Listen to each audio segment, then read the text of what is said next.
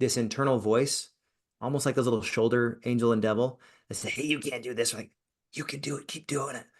And at times, if we don't program our mind with positivity, we don't fill our life with good, then we let those voices dictate our results, dictate our emotions, dictate the things that are going to happen for us.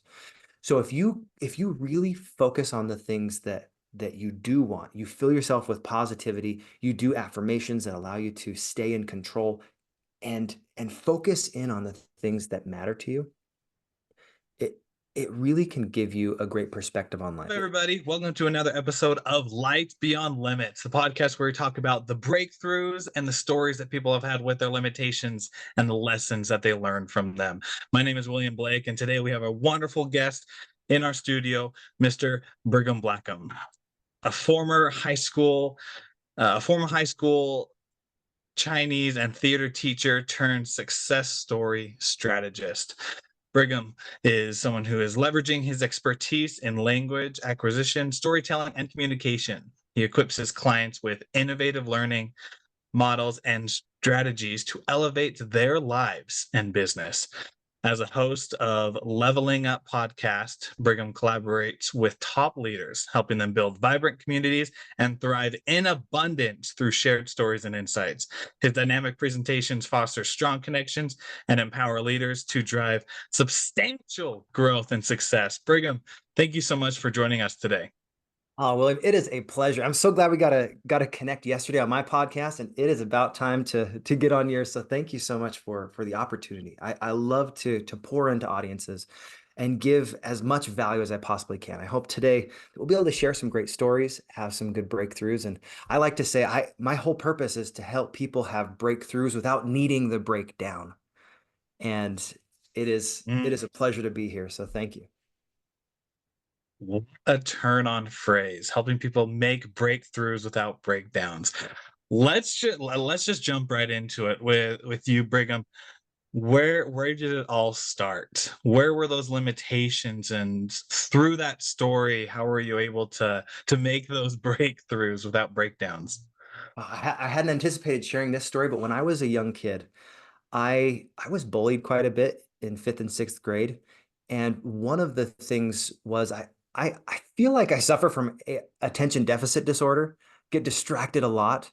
It might just mean that I'm very energetic, but my father always he said this. He brought up with his mission president. He's like, my son is so hard to deal with, and everything's so difficult because he's always zipping around. He's hard to be around at times, and his mission president said, leaders are harder to raise. Mm. Leaders are harder to raise. And I thought that was interesting. He shared that story with me multiple times. And as I was growing up, I had this mentality that I'm a leader. I am a leader. And all that is to me is saying, I'm here, I can help. I'm willing to go the distance. I'm willing to participate, willing to help. Doesn't mean I have all the answers, but I'm confident I can help other people find those answers. And when I was younger, I had this desire to be the very best version of myself. I absolutely love progress. In Mandarin, there's an expression, bujinza tui. If you're not progressing, you're digressing. And when you think about progress, sometimes people not fully understanding you, they inhibit your progress. The people that you surround yourself with is so important. So my mother, because she's such an angel, when I was getting teased in fourth and fifth and sixth grade, she actually took me out of regular public school. She put me in a little charter school. It's like 12 kids. It's basically group homeschooling for a couple of years. And while I was there, I realized that, you know what? Even if I get distracted at times, I can hone in myself and be able to put and pour into my studies. And we even went to the history fair. I don't know if do you ever do any history fair projects? Is that something you ever did? I don't think so. You don't think so? Maybe Okay. once when I was like a kid, but I don't think so. So this was one of my biggest academic breakthroughs before I got into my career. I did National History Day, and we did it for 3 different years. That was our main project in this called CC School, Christ-Centered School, little 12 or 14 kids that were at this. And I realized that if I had a project that I cared about long enough and I did it for long enough, I could focus because it was something that meant more than just a grade. For that, I was able to create a little play, and I did it. The oh man, these plays, they were basically like 10 or 15-minute long skits about a very important person and topic. And we spent all year working on them. And being able to see that I could do something amazing, even though I had some difficulty focusing, I was able to make some serious breakthroughs in my mindset, and it gave me a lot of confidence because we went to state. I took second at state, which is that's pretty impressive as a sixth grader to go all the way through that from a school that has 12 kids, you know. But I took second at state my first year. We went to nationals, and then the next year when I did a monologue, I got first, and then the year after that I got second again. We went to nationals in Washington, D.C. And while I was going through this whole process, I was building confidence because I was building competence. I think that's one of the keys to any story is recognizing that even if you don't know everything yet, focus on the yet. Focus on the things that you can do that's in your control. And then when things are difficult, school has this tendency to say, oh, you have to know everything on your own. You have to do everything on your own. You have to be the very best at whatever given subject. But in the real world, if you have a challenge, you have a problem, you are not alone. As an entrepreneur, you're not alone. And that was something that absolutely blew my mind growing up and being able to start my own business. I was a teacher for 7 years. I loved helping those kids get those breakthrough moments and the big eyes. You know what I'm talking about? When you see a client just like, oh my gosh, they have these aha moments, their eyes light up, and you're like, now Yeah, a you little sparkle. Yeah. add the little sparkle. You see those eyes of possibility. It's almost like a learning block is lifted. And when I have that, it feels so good to share an insight that lets somebody create a possibility for their future. Now, one of the reasons that I'm an entrepreneur now is I got really tied into uh, teaching Mandarin Chinese and theater. I loved the subjects. I loved what I was teaching. I loved the kids. But I realized really quickly that that was not the right vehicle to get me to where I wanted to go. And it wasn't able to leverage enough resources to be able to get my message out to more people. So 2 years ago in June, I decided to leave my job there so that I could focus wholeheartedly on growing my business. I'd been growing a short-term rental business, so short-term rentals like Airbnb type of properties, and that has been the engine that is sustaining me while I'm growing my speaking career. And man, it's been so rewarding. It's challenging because anytime you're running a business, you're looking left and right. Hey, who is it that's in charge of? And then it ends up coming back. Oh, yeah, that's my fault. But when something good happens, you also look around and you're like, oh, that's my fault too. So you get to take absolute responsibility for your business. And I know it's a little bit bigger explanation than you originally intended, but I'm so grateful for those little micro wins in my youth that started creating macro gains in my confidence. Because competence truly does denote confidence. So I hope that gave you some value and a little bit of background on me. I don't know if I've It, even shared about that on a podcast before, so you're the first to hear about that. I love that. That is so powerful. And I mentioned this yesterday with you that one of my favorite things about you is that you use the word yet. You're Mm. just like, this hasn't happened yet because it's about what you can control. It reminds me of the circle of influence and the circle of, I think it's the circle of, it's not control, circle of Yeah. something. So Yeah, things that it's, are outside your control. I get you. yeah. So like we have our big circle that is just everything that happens to us. And then we have the circle of influence, which is smaller, which are things that we can control. And a lot of people get anxiety, get stressed about trying to control everything that's outside. When Mm. if we focus on our circle of influence, that's where we get the power. That's where we start to feel relieved from that stress.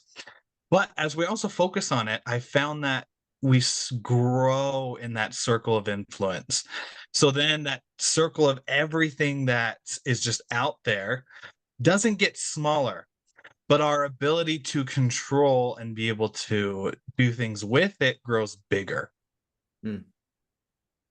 And so I'd love to hear more on your perspective on as you've grown up in your life and as you've gone through teenage into adulthood and making a family, what things were hard for you to let go of control of? And then which things were you able to take control after you let those go? I hope that's not a loaded question. I think I'm following you. So this is the principle that pops into my head. I I want to control the controllables. And the things that are out of my control, out of my circle of influence, let them be. Some of the ways that I've done that, I actually I'm going to go back to playing table tennis. You play table tennis at all? Ping pong? You Yeah. do a little. All right. Yeah. Now, one of the things that I learned very young was that there are some points that you will not win. And there are some points that if you don't win, that's your mistake. So my father, he had a very interesting philosophy in teaching me how to play table tennis. He's a very accomplished table tennis player, fantastic. Probably one of the best that I've ever played against. When I was little, 2 or 3, is learning how to hit. He didn't just let me win. He would let me sometimes win a point or two, but he never let me just win because he wanted me to see how far I could go and how fast I could go. But he didn't want me to get coddled. I know a lot of times our modern society, you're like, well, you participated. Here's a trophy, and here's your bouquet, and you're like, he just showed up. He didn't actually do anything. So my dad's philosophy was, you don't let the kid win. You build their skills, and you make it so that every point that they do win means something. Every single time I got a point on my dad, I was like, yeah, I did that. I got that point. And when it got down to the wire, even as it was like, oh, I'm like 10 to 11, you got to win by 2, and I barely lose, I'd feel amazing about getting 10 points on him. And as I grew up, I thought about what are the things that I developed by not winning in my youth in ping pong. Anytime I played anybody else, I whooped him. Like I played so well. Like there were times when my dad was a bishop at the young singles ward, and there was times when I was like 8, 10, 11, 12, like a young kid playing against these college students that in their mind they're like, man, I'm the best. I can do this so good. I would just absolutely hose them. And it was so funny that I would play so well against them, and they had no idea that I could play that well. And as you get better at any skill, there are certain times when you feel like, man, I've made it or I've arrived. And the only time that ever felt like I'd started to arrive in ping pong and table tennis was that first time that I beat my dad. Have you ever had one of those moments where you're like, I don't Yeah. remember the exact day, but I do remember the feeling of like, I did it. I can't believe I did this. I can't believe I worked really hard, but it took years. It wasn't like an immediate thing, and he never let me win because he had this saying. He's like, if I let him win, he won't know that he actually won, and there's going to be a time in the future where I won't be able to win him anymore. So he's got to earn it. And I remember that feeling of getting that final point and just that celebration. You would have thought that I won a gold medal or something as a kid, just finishing. It's like, yeah, I did that. And it doesn't happen all at once, but controlling the controllables comes down to making sure that any point that is winnable, you win. You take the very best stroke that you can. You're smart in the way you place the ball. And I'm sorry for the random analogy, but it really comes down to this, making sure that anytime you have an opportunity to put a ball away, you don't pull your shot. You actually take your opportunity, you actually hit the ball as hard as you can in the circumstances, and you make good decisions. Good decisions, wise actions repeated consistently will eventually create an amazing life for yourself in your business. But if you have the opportunity and you don't take the opportunity, you missed it. Here's an expression that my mission president taught me. He said, a good decision made at the best time is better than the best decision made too late. It's by Mike Herr. And it really comes down to even when you are almost out of the game, Let's say it's 10 to 11, they have one more point and they're going to win. You're not out of the game. The game's not over. Anytime you have an opportunity to put that ball away, you put it away and you give yourself the opportunity to stay in the game. Sometimes as a business owner, we think, oh, I lost a point. My business is over. But that's just not the case. It's an infinite game. I love Simon Sinek. If you guys have ever watched it's a TEDx talk about the infinite game. Our goal in business is not to win the competition. It's to stay in the game. It's to keep going.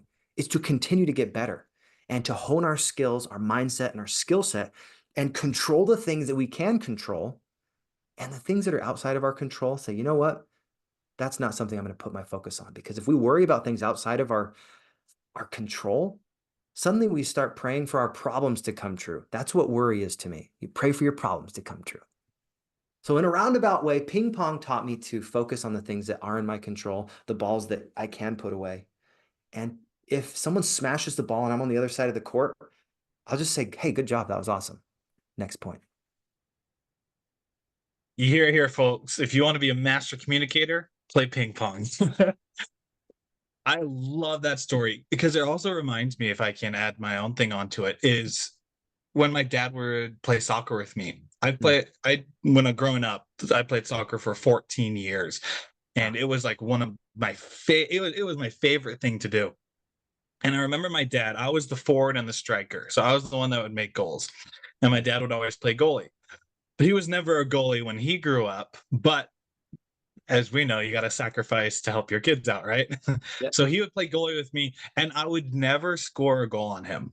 He would always block it, and he'd always teach me different techniques to get there. Mm. When I'd play in games, I'd always remember I was so close to so many goals. I remember one where they were kicking it from the foul line, my teammate over, and all of us were standing by the goal getting ready. And so they kicked it from the corner, and literally I jumped, and like my knee was this far away from the ball from whacking it into the goal. And I'm like, dang it, I was so close. But over a couple of years, as I was playing with my dad, I started to realize I was a lot better than a lot of the kids that were playing. And then there was that final moment to where all the practice, all the hardship, all the missed goals on my dad came when I finally kicked the ball, flew past two defenders, over the goalie's hand, and into the goal. Mm. And I felt on cloud nine at that moment. I'm getting goosebumps right now just thinking about it. And it's so true that as you just keep going, as you keep moving forward, you don't fail unless you quit. Mm. Because if you keep going and you keep standing up, that means you are still in the race. That means the clock on the timer is still ticking. And that means there is still time for you to go and make it happen. So I love that principle that you brought up. It looked like you're about to share something else. No, I was just thinking one of the breakdowns that popped into my head. I was a goalkeeper as well, but one of the breakdowns on me was when I was in Ephraim. I went and I used to play a lot of different sports and things, but I remember coming home from an activity once with my wife, and I had two people in my back seat, and it was just at the end of winter. And one of the things that I remember was I told my wife, "Hey, there's a little bit of a shortcut if we just go this back way. We can get to where we're going a little faster." And she's like, "I don't know. It might be a little muddy. We should probably not do that." I said, "No, it's okay. I think I've got this." Famous last words. On my way to our house, I pulled off, and it was basically a little backwoods farm road, and it had been just wet enough that there was mud. It didn't look like it was too bad, but I drove through it and I got my little 300M Chrysler. It was a little white car, got it stuck. It almost bottomed out in this mud. I was like, oh, I should have listened to my wife. And I literally had a breakdown in the fact that my car got stuck. And instead of my wife rubbing it in, she's like, well, we're gonna get out of here. We're gonna figure it out because we're out of cell service and there's not another option. So get out of the car and push. And she got out and she was driving, and it was stuck enough that anytime she turned the wheel, I was pushing from the side, it would like spray me in the face with mud. I want you to imagine like she'd turn and I was like, oh. So I was absolutely covered in muck. The two people in the back seat laughing hysterically anytime stuff like that would happen. And I was just like feeling so much regret and also so grateful that I had somebody else there with me, because that was actually one of those situations I literally could not have done that alone. Could not have gotten out of the bog by myself. But she would turn and I would rock the car and we just kind of go back and forth and back and forth, did like a 95-point turn and then pushed it until it got all the way out. And I remember thinking back and I was like, if I would have just listened to my wife and not done the shortcut, man, I would have just gotten home 2 minutes slower instead of 2 hours. And I would have been covered in mud. So I don't know why that was the story that popped into my head while you were sharing about soccer, but one of the biggest takeaways from that for me was when you are consistently listening to people that are good coaches, right? Like your dad was coaching you. You're listening to people that are in your corner, if you're doing like a boxing analogy, people that have your back. If you don't listen to them, you will get stuck at times, just like that car. If you didn't listen to your dad, you might have given up and never kicked a goal. He was like, "Ah, I'm not good enough. I can't score on my dad. I'm never going to do this." I could have given up in ping pong, but I didn't. And because I didn't, I built skills over and over again. And I got better and better and better. Did the whole Forrest Gump thing with, the table, one side of the table up and playing and trying to knock off the little red, those little red solo cups. That's how I practice my serves. But just because you're not having life take it easy on you, that doesn't mean that you're not getting better. As you go through those failures, we said this yesterday, failure is just a faithful attempt in learning. That's what fail is. And I think anytime we have a breakdown, we can learn from it. It can be instructive. One of the reasons I think God gave us the ability to see scars on our skin is as a reminder. It's as a way that we can say, oh, that is a story that can help somebody else. Here's a reason that you can remember this specific incident so you can avoid this breakdown again. And maybe you could help somebody else avoid that breakdown. So if it had rained, here's a physical thing. If it rains, don't go on a muddy road, especially in a car. There's a little takeaway. You guys probably already knew that, but I was just stubborn enough in my youth that I did take that dirty road, that muddy road that got me stuck.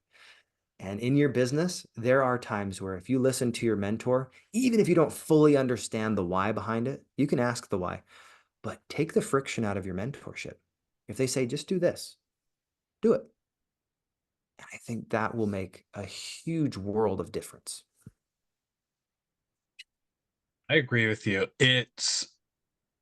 And what is it? Like, I'm with you on this to where I have my different coaches and mentors in different areas of my life. And whenever I get up to the line of uncomfortability, Mm. I've learned to go past it. But before I did not. And what I would do is I would fight tooth and nail to be like, well, why is that? I'd be like my 4-year-old kid being like, why? Why? Why? Just over and over again. Like, why do I have to do it? And before I go on with it, I want to ask you, why is it that we fight so much against people who have done it? I think it comes down to how much trust do you have in yourself? If you talk to somebody that has been there, done that, they say, this was the roadmap that I took. Do you trust yourself to actually do that same path? Or do you feel like you're going to fall off that path? Every single one of us blaze our own trails at times, but at other times we can actually choose to follow a well-worn path or even a asphalt paved road. Now, it reminds me when I was in Taiwan, I served as a missionary for my church for 2 years. We had this mountain that we would mountain bike up, and there was a ton of switchbacks over and over and over. Like literally took like an hour and a half to get up to the top of this hill. And Mm. I remember we would do this almost every single Monday because it was preparation day. It was so much fun to go out there. We'd take two or so hours. Most of the time was spent doing these switchbacks, going on this blazing trail. And the very first time that I did it, I did not think mentally I would be able to get to the top. Remember my trainer, Elder Wise, like, you can do this. You just keep pedaling. You get your feet in front of you. Sometimes you may need to stand up. In worst case scenario, you walk by your bike for a moment, but you will be able to get to the top of that if you just keep pedaling. You just stay on the bike. You keep making that progress.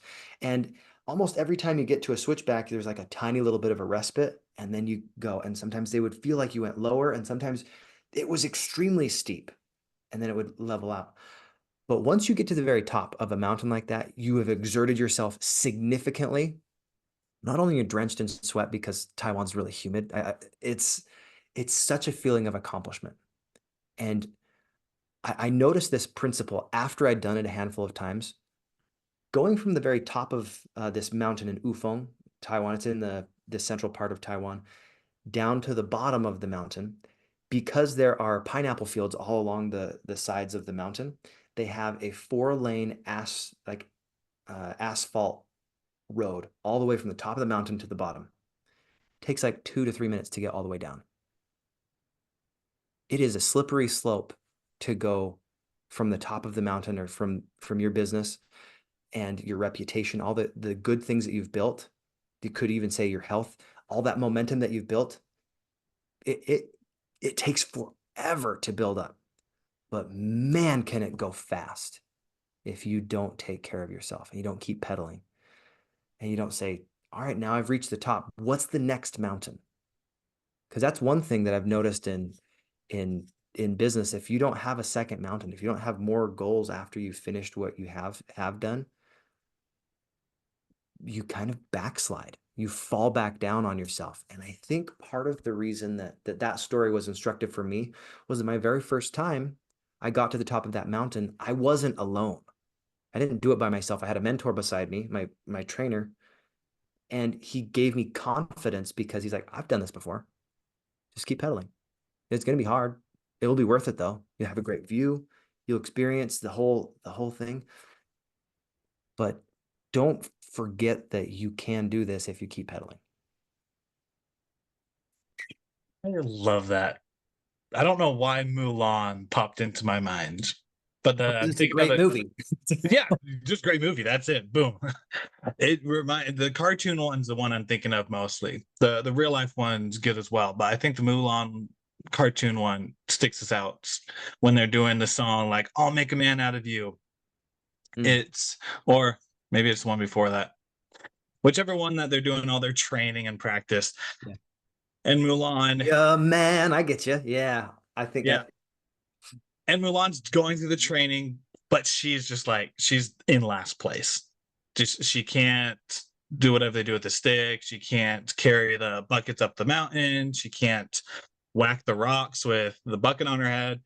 And over again, she just fails and fails and fails. But she keeps trying. Then it gets to the point to where the leader of the camp, the one who is over them, the captain, then comes to her and says, like, it's time for you to go. And he mm, walks off. And so she's standing there and she has a decision to make. She can either go back home and live her life in whatever way it is, or she could choose to keep going, which then it shows the next sequences of her climbing the pole and getting the arrow at the top of the thing. Exactly. That shows her like going through all the different trainings and being absolute number one at it. And at the end, it's like so empowering that if you keep going and just keep pedaling, that you'll continue to get there. mm, And it brings up a really interesting principle I want to ask you the question on. How can we trust ourselves more and listen to our inner voice during those times where we feel like we can't keep going? mm. I have a friend named Bob Tierney. He says, talk to yourself more, listen to yourself less. What he means by that is at times we have this internal voice, almost like those little shoulder angel and devil that say, hey, you can't do this. We're like, you can do it, keep doing it. And at times if we don't program our mind with positivity, we don't fill our life with good, then we let those voices dictate our results, dictate our emotions, dictate the things that are going to happen for us. So if you really focus on the things that you do want, you fill yourself with positivity, you do affirmations that allow you to stay in control and focus in on the things that matter to you, it it really can give you a great perspective on life. Is it okay if I share?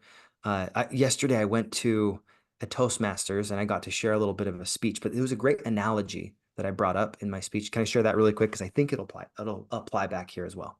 Yes. Yes, Okay. please do. Now, I want you to imagine. I'm actually going to pull this out because I have it handily right here. And be How good are prepared. you with knots? How good are you with knots? I can tie a few. You can tie a couple. I'm All good at right. like the grand. You Yeah, I got got the like the granny and granny I got the knot. square Okay. knot. Excellent. Yeah. Granny and the square knot. Have you got enough skill that you can do like a slip knot? You ever seen those? I think so. Off the I think so. name, I can't think of like what the knot is. All right. So I'm going to give you an analogy, and this is one that I think is pretty helpful to help you know your knots. KNOTS. This is going to be an acronym for you guys.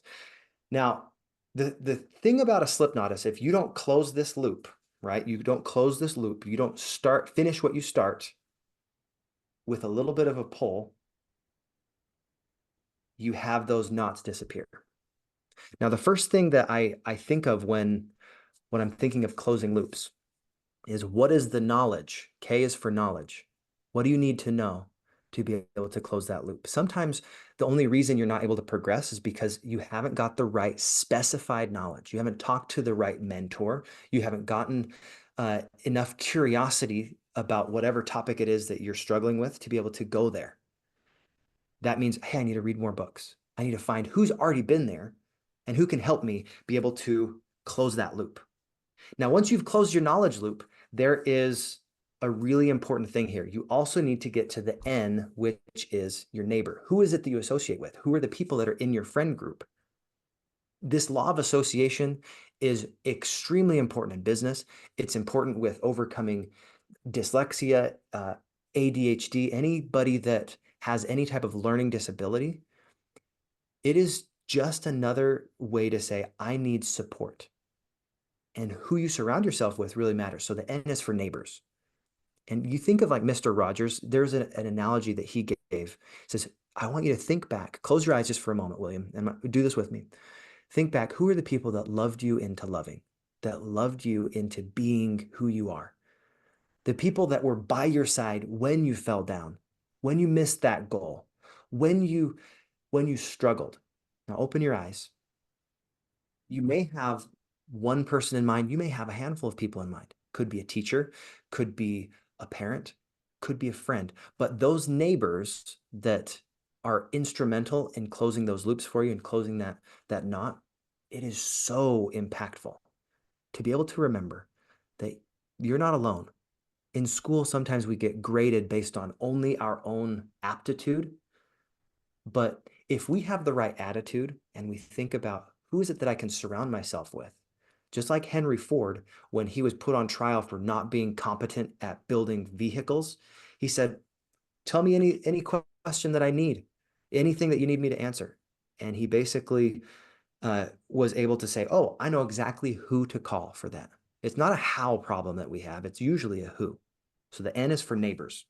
Next, it's opportunity. Now, when you are looking for opportunity, if you don't have an awareness, if you don't see that opportunity, it's usually because your effective filter, the things that you are bringing into your mind, uh, isn't clear enough. You have let your mind say, oh, that's not important. That's not something that's for me. And you're blind to it. All of us have blind spots. It's called a scotoma. If you've ever heard this term before, a mental blind spot. As soon as you're made aware of it, suddenly you can start to see it. And there's a great analogy about this. You may have heard this before, but if I say, all right, I'm going to do this for you. I'll give you $5 for every purple vehicle that you see for the next 3 days. you think there's any chance that you won't find a purple vehicle?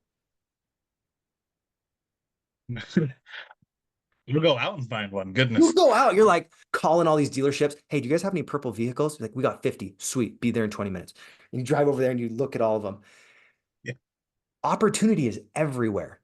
But the thing is, opportunity has to be seen and you have to be ready for it to be able to recognize it. If you don't have that mental blind spot removed, even though the opportunity is there, you won't see it. So the O in knots is opportunity. And then T is for trials, the trials that feel like we're all tangled up, that we're tied together, we're not able to finish what we start. Every single one of us will go through trials, not might go through trials, not something that you think, oh, I'll do this later. You absolutely will go through trials.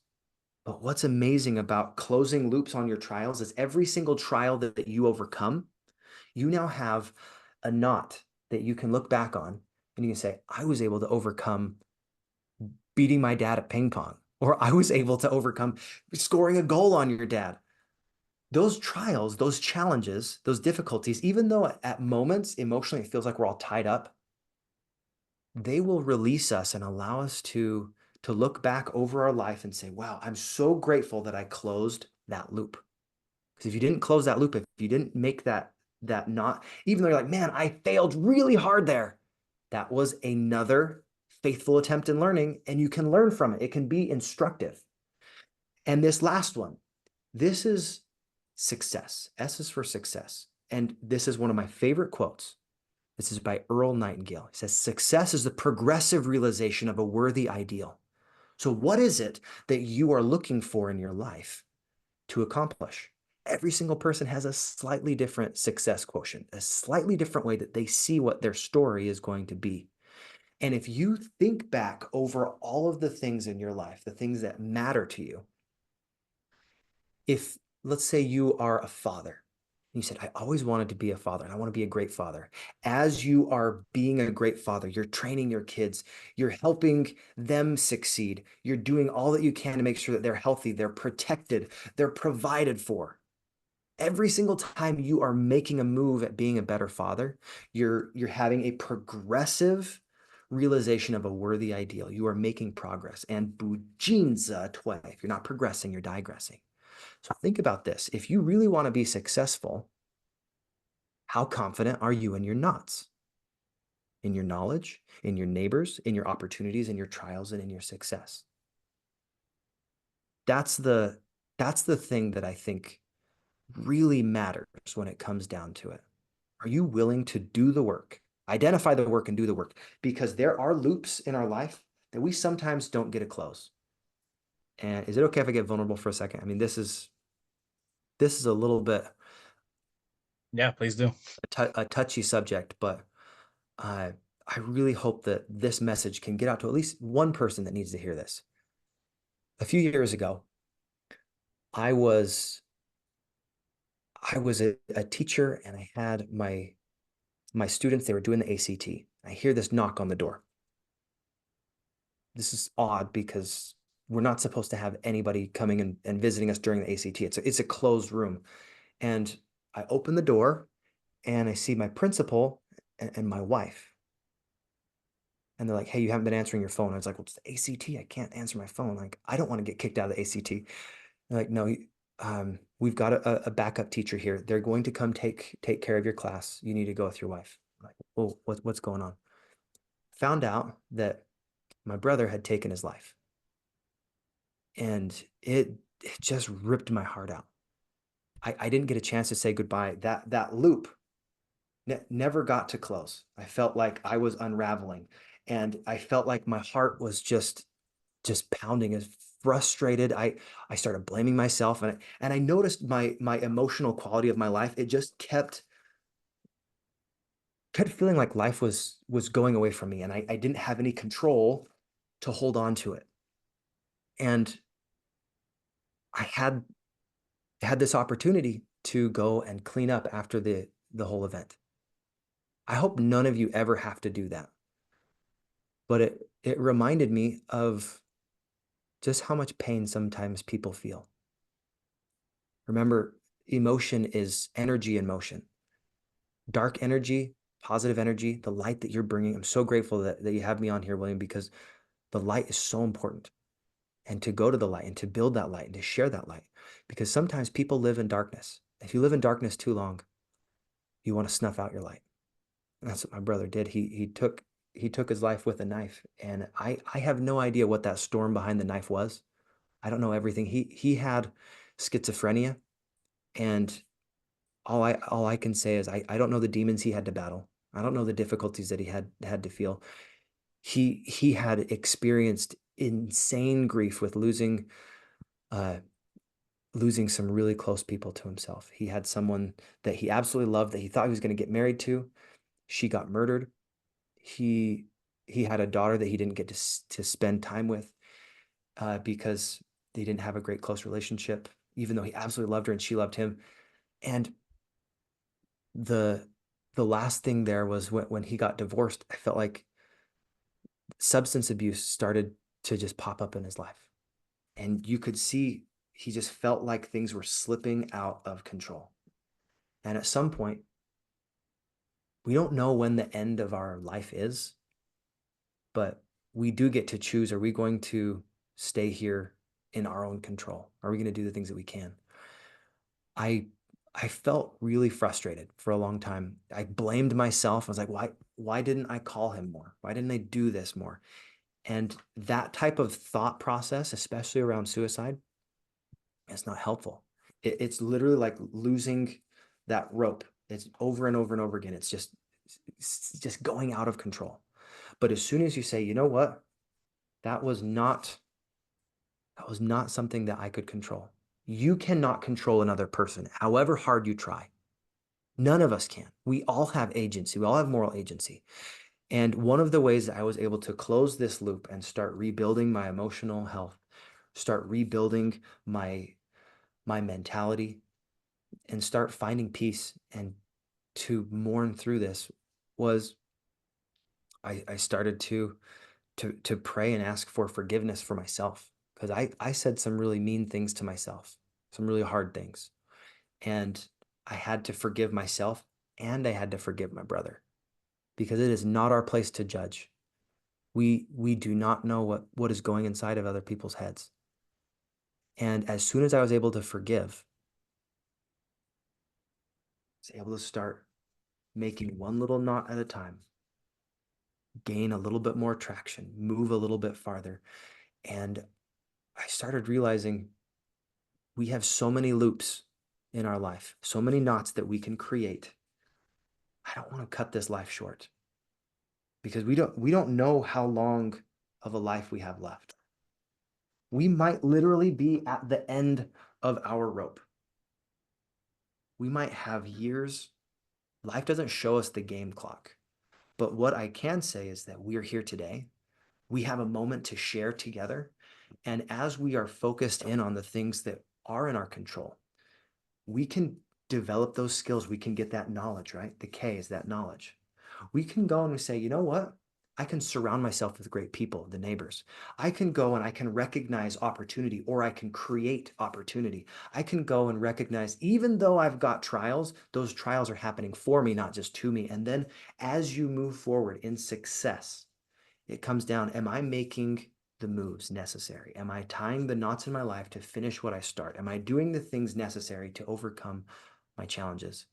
And am I making progress? Bujinza Tui. If you're not progressing, you're digressing. And as I share that story with you, I know it's a little bit of a heavy subject, but I hope that this brings light. Here's how I close that final loop with my brother. He kind of fallen away from our church for a while, had that substance abuse. But one of the things we do is we go to the temple.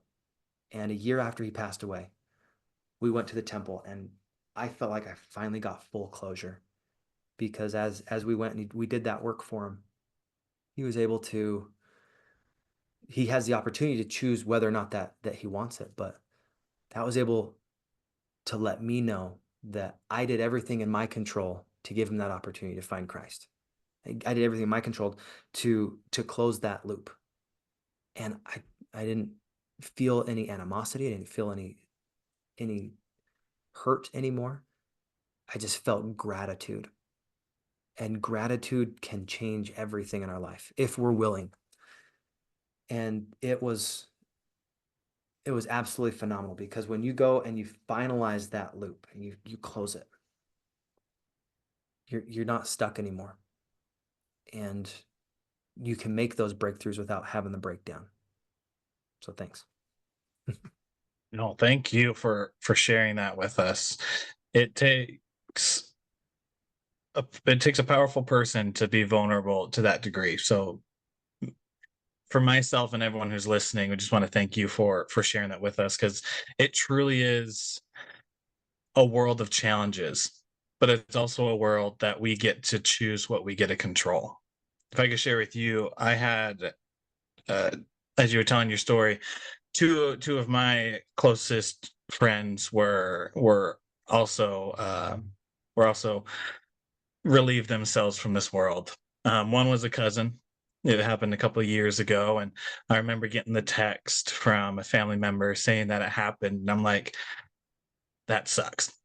Yeah. And I was in a grieving process. And then a week later, I got a text from my mom. I remember I was sitting in a chair in a class while I was down at UVU at college, and one of my it was from my mom telling me that one of my childhood friends, who I used to play with a lot, hadn't seen them for years, but used to play with a lot, um, that he went and committed suicide. And Mm. so it was these two moments to where I'm thinking, wow, it's really hard in this life when things slide back and get untangled. But I also remember that after the couple, I can't remember if it was days or weeks that went by, I had this little post-it note. And I know it's in this room somewhere, but it's a post-it note that recommitted something to myself. When it comes to people, I want every person who I meet to know that they are loved, Mm. to know that there's hope in the future. And I recommitted that to my cousins. I don't want any of my cousins and in my family to ever feel like they have to do what those two individuals did, because I love them dearly. And I don't want anyone else to go through that. So anytime we're at family reunions, anytime that I'm with the cousins, I am always there, present. Even if I got the world on my shoulders, I leave it at the car door. I leave it wherever it is, and I walk in and focus on them. And you bring up such a great principle that it's even through these challenges and hardships, they're devastating. But after that period, after all the emotions start to calm down and time heals a little bit, then we're able to move past that. And we're able to go into the realm of things that we can control. A year after, you were able to feel like you close that loop with your brother.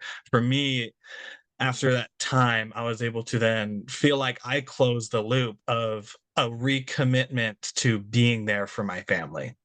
And Mm. it's those things that, strangely enough, as we close those loops, help us heal.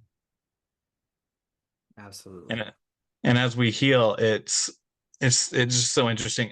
One other thought, because I know we're getting close on time, is that the thought of forgiveness. I know that someone very close to me cheated on his wife. I'm very close to both the couples, and it was a moment of how could you do that? But then I came across this TED talk. It was about forgiveness. I don't know it off the top of my head, but one of my favorite TED talks. The woman in there said that you can't, as you're trying to forgive, you can't go about it saying like, I want forgiveness for what you've done, Mm. because what he did wasn't done to me. It was done to his wife. So only his wife could go, I need to heal and get forgiveness for this. But it did affect me. And so how she went about it is, says, instead of that, how you go about getting forgiveness and feeling that healing power is, I forgive you for the emotional distraught, like the emotions that I felt when you did that. So you're putting the pinpoint not on the action that they did, but on the action that happened within you. Because then it brings back to that power and that principle of choice, of things that you can control and things that you can't. Hmm. That's a really beautiful way to think about it. Because is it more important that we focus on, well, I didn't intend to hurt you, or is it, hey, I impacted you? And in this situation, your friend, he negatively impacted not just you, but your relationship with that couple.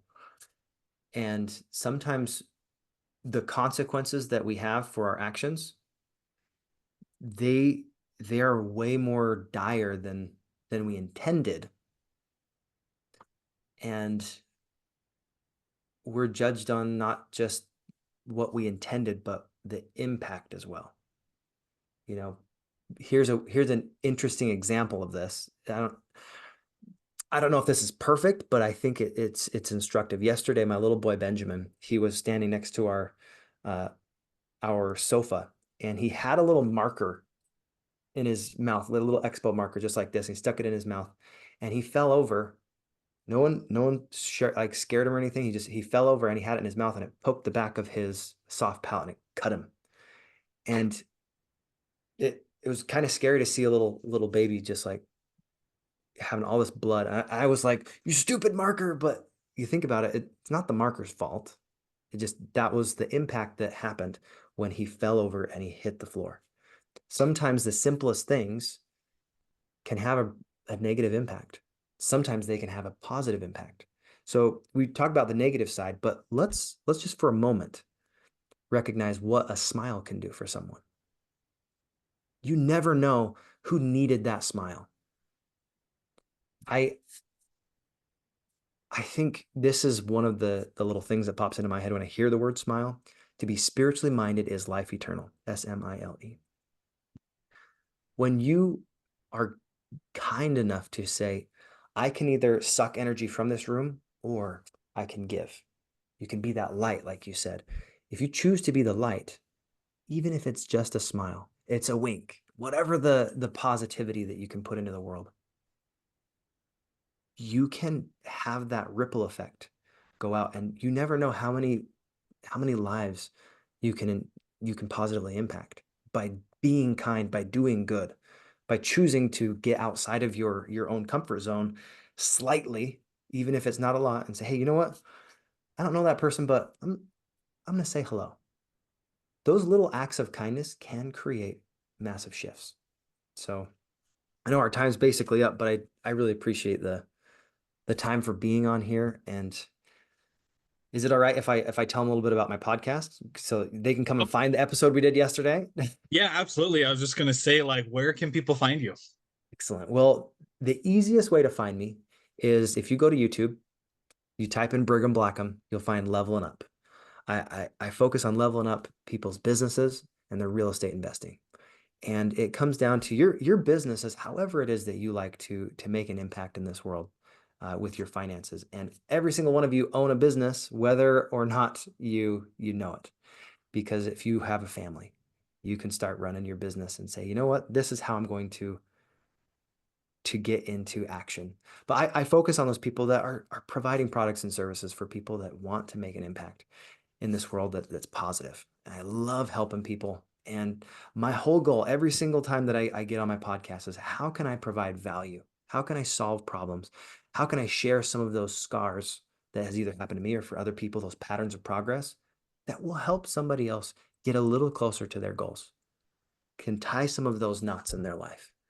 Remember that knowledge, the neighbor, the opportunity, the trial, the success, all those different things. Like if I can tie that little thing in a bow, it comes down to what are you putting in your eyeballs, your ears, your nose, all those things that you're ingesting. And I hope that as you listen to the Leveling Up podcast, you keep listening to this wonderful podcast. It's all about sharing that light, that you will find the way to give that light to other people. And when you need it, to take that light from other people and light your own, because that doesn't diminish their light, you taking it. It actually increases the light for the whole world. So thank you so much. Love that.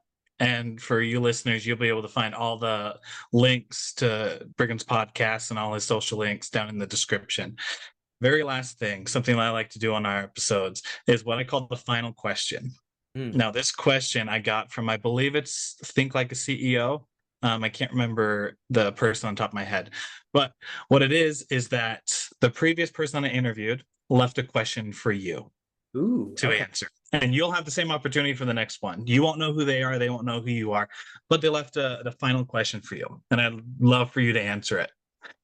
So the final question for you is, what advice would you give your 18-year-old self?